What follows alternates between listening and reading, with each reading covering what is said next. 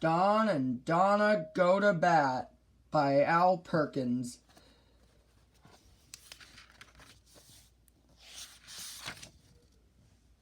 Don and Donna were twins. Don was a boy. Donna was a girl. Each was exactly as tall as the other. Their voices sounded exactly alike. They both had blue eyes, red hair, and they each had the same number of freckles on their faces. 23 to be exact. Don wore boys' clothes and had short hair. Donna wore girls' clothes and had long hair. That is how you could tell them apart.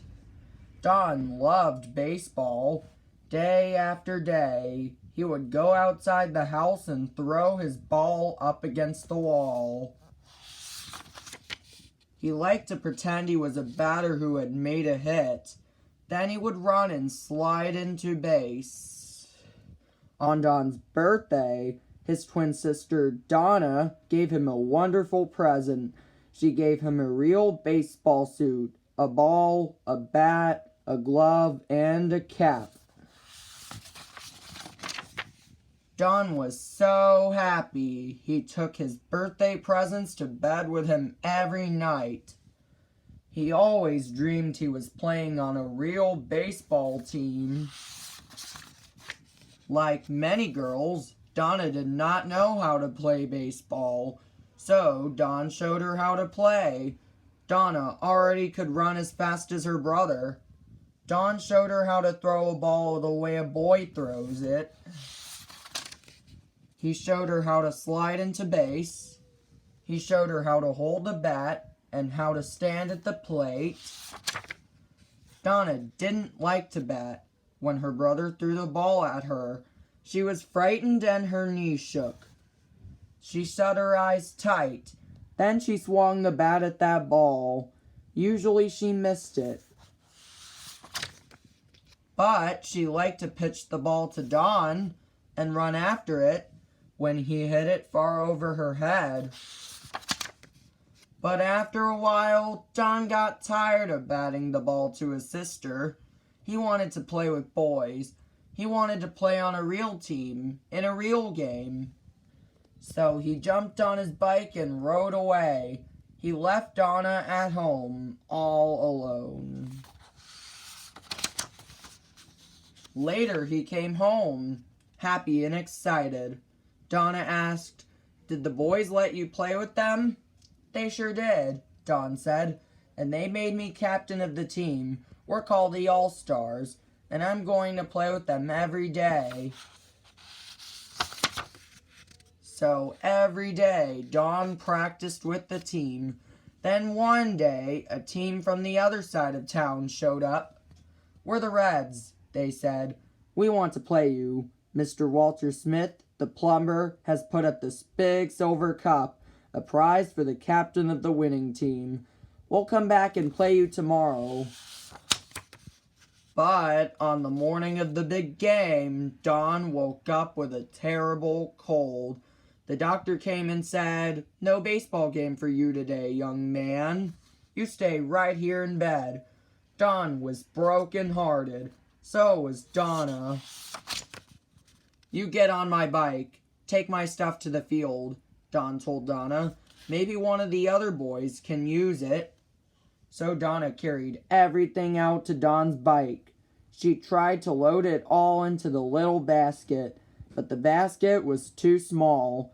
Everything spilled out on the ground. Then Donna got an idea. She put on Don's baseball suit over her dress. She pulled his baseball cap down over her hair. This way, she could carry everything. Now she looked more like Don than Don did himself, but she didn't know it. Out at the field, the game had already started. "Where is Don?" everyone was asking. "Why isn't he here?" When Donna got to the field, everyone thought she was Don. They cheered and clapped their hands. There was no time for her to explain. "Don, you're late!" The umpire yelled. Get over here with your team. Go to bat. Donna ran to the plate. She was very frightened. She shut her eyes tight. She swung the bat at the ball, and she missed. She missed 3 times. Donna struck out. But that didn't matter too much. Her team was a little ahead by a score of 2-0.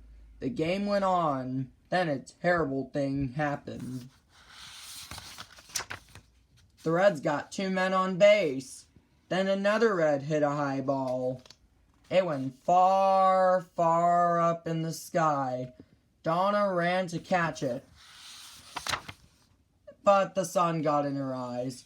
She couldn't see the ball. Instead of catching it, she dropped it. Because of Donna's mistake, the Reds scored 3 runs. Because of Donna's mistake, the Reds were now 1 run ahead. A few minutes later, the game was almost over. Now it was the last inning. The last chance for the All-Stars. The first All-Star batter struck out. The crowd booed. The second All-Star batter struck out. The crowd booed louder. Then the third All-Star batter made a hit. He ran to first base. Now the All-Stars could still win the game if the next batter made a hit. But the next batter was Donna. Now she was really frightened. She knew she could never hit the ball. She knew the All-Stars would lose. All because she hadn't told them that she was a girl. But she went up to the plate. The pitcher threw the ball. It came straight at Donna's head. She ducked. She closed her eyes and swung that bat.